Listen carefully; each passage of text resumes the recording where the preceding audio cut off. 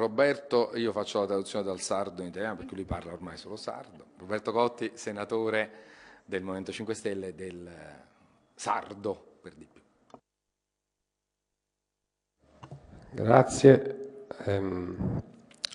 Io faccio parte del Movimento 5 Stelle che non è rappresentato in nessuno degli enti che hanno voce in capitolo sul futuro di Budelli, l'ente parco, la regione, il Ministro dell'Ambiente.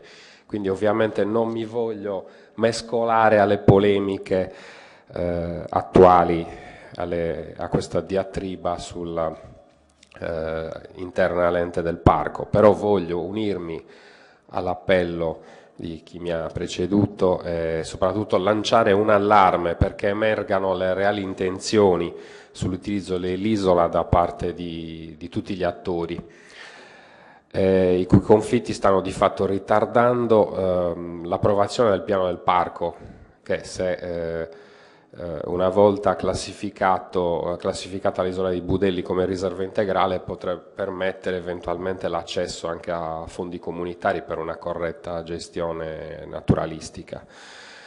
Infatti i 3 milioni di euro già incassati dal parco sono vincolati all'acquisto dell'isola, quindi insomma io vorrei sapere se c'è per caso qualcuno che vuol far passare l'isola in altre mani, lo dica in maniera chiara, aperta, se della regione, del demanio statale, dei privati ancora peggio, e se c'è qualcuno insomma, che ha intenzione di attuare un qualche utilizzo dell'isola per fini non pubblici, e questo sarebbe molto grave. Concludo, visto che oggi è Saddì ed è la Sardegna, voglio esprimerlo nella mia lingua, poi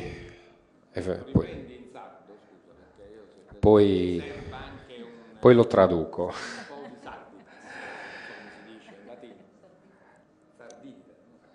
Su populu sardu non permiti di chi isisula suas da cabinti in mano privata.